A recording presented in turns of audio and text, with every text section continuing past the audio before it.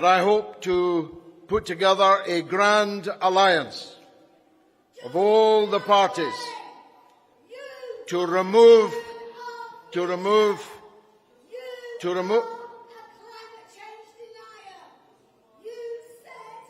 But I'm, Jackie, in no doubt at all about your responsibility in this. And 2 million of us on the streets of London told you so at the time.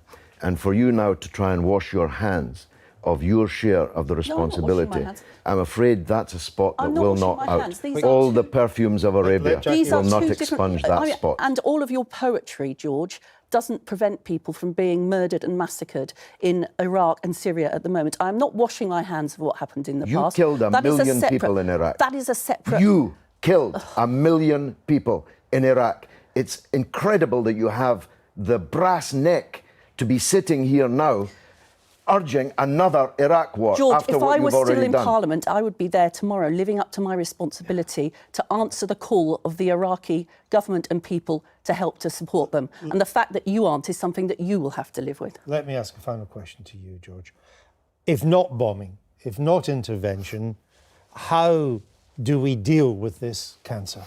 Give Iraq the weapons that it's already paid for but haven't been delivered. Strengthen the Peshmerga.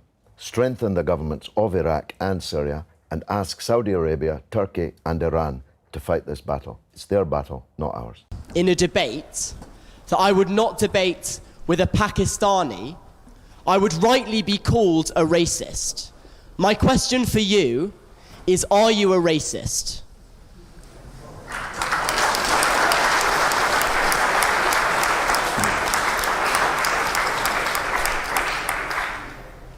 Why are you applauding that? What kind of people would applaud that? Am I a racist? You've sat through the last hour and a half of me speaking, and you're applauding someone asking me if I'm a racist?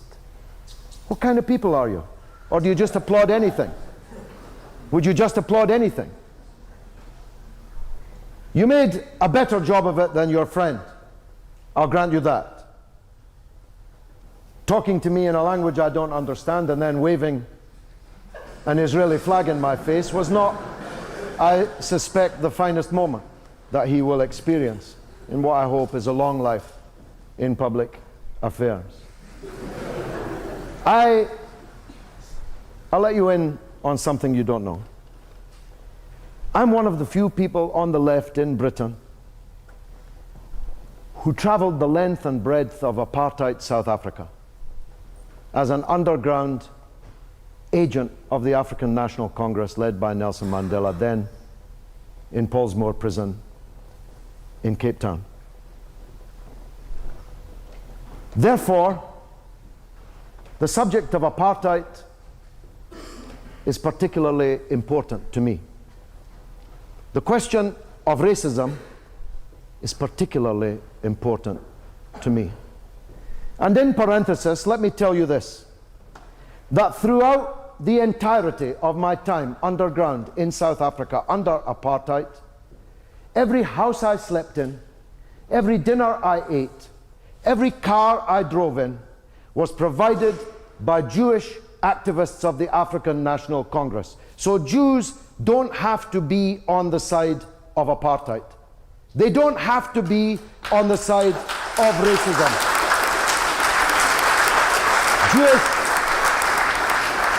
Jewish heroes amongst my blood brotherhood, like Dennis Goldberg, who served 27 years on Robben Island in Pollsmoor prison, but who never was able to touch Mandela and his comrades because they were on one side of the apartheid prison wall, and he and a few other Jewish heroes of the African National Congress were on the other. Dennis Goldberg, Albie Sachs, Joe Slovo, Ruth First. Perhaps you've heard of these people. If you haven't, look them up. Jews don't have to be on the side of apartheid. They can stand up against it. And I say to those who imagine that they are friends of the state whose flag was just waved in my face. Turn away from the racist apartheid ideology of Zionism. Turn back to where Jews were before the emergence and the hegemony of Zionism. The greatest people on the earth were Jews. The leaders of the socialist, communist, trade union, liberal, Enlightenment throughout the 17th, 18th, 19th centuries were great Jews. Marx himself was a Jew. None of them believed that as Jews they should go and take somebody else's country and drive millions of them around the world as refugees. All of them would have turned their back against such an ideology. But because of my experience in South Africa, which included, by the way, being battered and bloodied by a Scottish South African policeman called Campbell. It's one of the reasons why I hate Alistair Campbell so much. In Gugulethu police station, in the Gugulethu township in Cape Town, although the policeman had eventually to wash my feet in public, in penitence. But that's another story.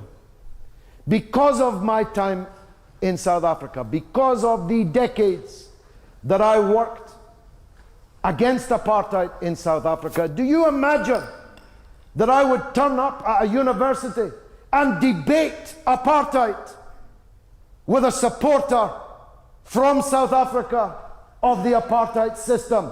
I'd rather punch him in the face than debate with him. Why? Because apartheid is a racist poison. It is the worst kind of fascism.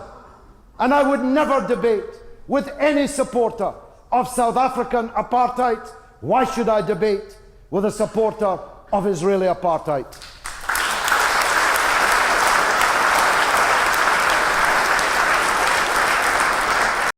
This is for Gaza. You have paid and you will pay a high price for the role that you have played in enabling, encouraging, and covering for the catastrophe presently going on in occupied Palestine in the Gaza Strip. Rochdale Town Councillors, I put you on notice now that I hope to put together a grand alliance of all the parties to remove a climate change denier. You said in the hustings that you wanted to extract oil and gas from the North Sea and all the coal from the North Sea.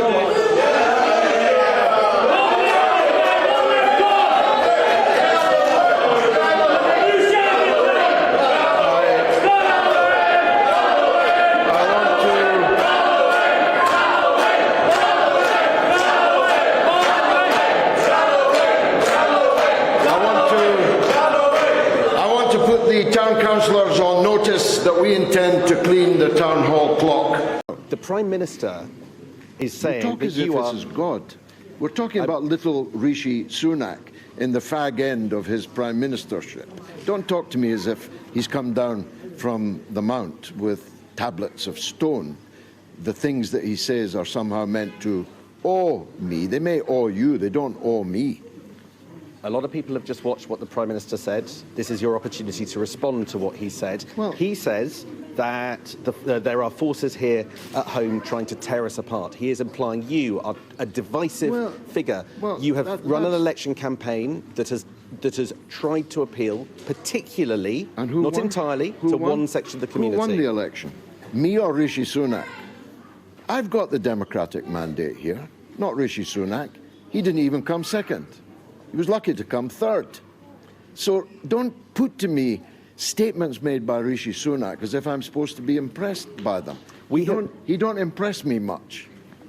We at Sky have spent some time today on the streets of Rochdale, and there are people who say that they feel intimidated by people like you and the people that have supported you. I have just and they have pointed out that you have concentrated your campaign on foreign affairs, and they worry that Rochdale will not be the winner. That's my answer to you. I was just elected with a thumping majority by the electorate in Rochdale. That's all that matters to me. So why are there people in the streets of Rochdale today worried? Well, people voted yesterday, and they voted for me.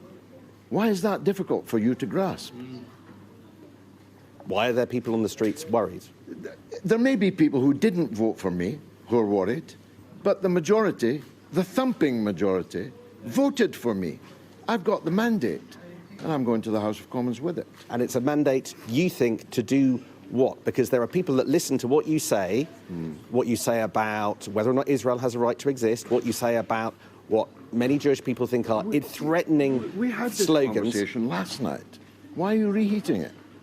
Because in the light of the Prime Minister's Don't keep statement. telling me about the Prime Minister as if he was Moses. Do you not respect the Prime Minister? Do I respect the Prime Minister?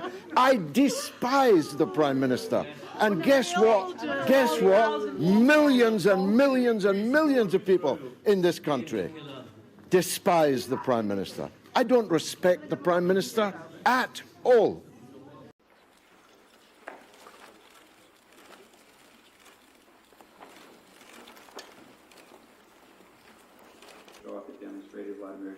Dealing with machine import, phase 11.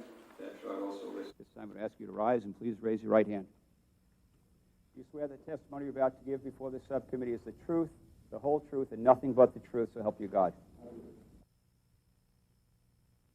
We will be using a timing system today. Senator, I am not now, nor have I ever been, an oil trader, and neither has anyone on my behalf. I have never seen a barrel of oil, owned one, bought one, sold one, and neither has anybody on my behalf. Where they got money from. So, Mr. Galloway, you would have this committee believe that the designated representative. He was an extremely wealthy businessman. I've met Saddam Hussein exactly the same number of times as Donald Rumsfeld met him. The difference is Donald Rumsfeld met him to sell him guns and to give him maps the better to target those guns. I met him to try and bring about an end to sanctions, suffering, and war, and on the second of the two occasions, I met him to try and persuade him to allow Dr. Hans Blix and the United Nations weapons inspectors back into the country. And this was to be a... I gave my heart and soul to stop you committing the disaster that you did commit in invading Iraq. And I told the world that your case for the war was a pack of lies.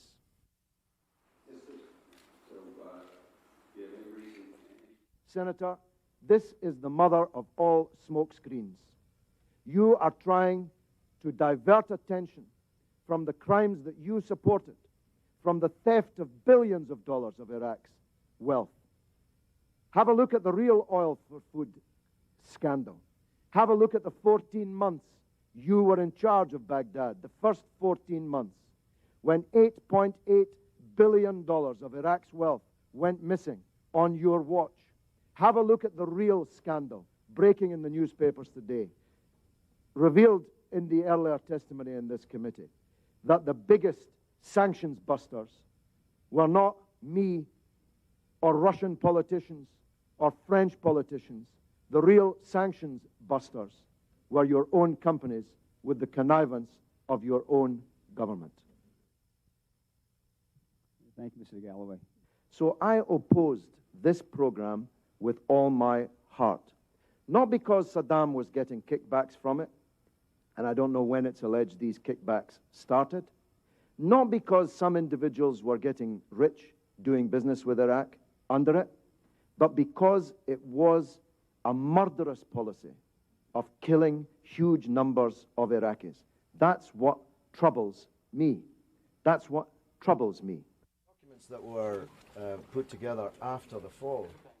But to the people watching it, I thought that I established what I intended to establish, and namely that the rest of the world doesn't see things the way they are seen from inside the bubble of the neocon right-wing Republican power here in Washington, that most people think the real villains of the peace on Iraq are not Kofi Annan, me, or President Chirac, but here in Washington. This wasn't a wrestling match. I had one goal in this, and that was to simply make a record. And I think we did that. I think that Mr. Galloway's credibility is certainly very, very suspect. And if, in fact, he lied to this committee, then there'll have to be consequences to that.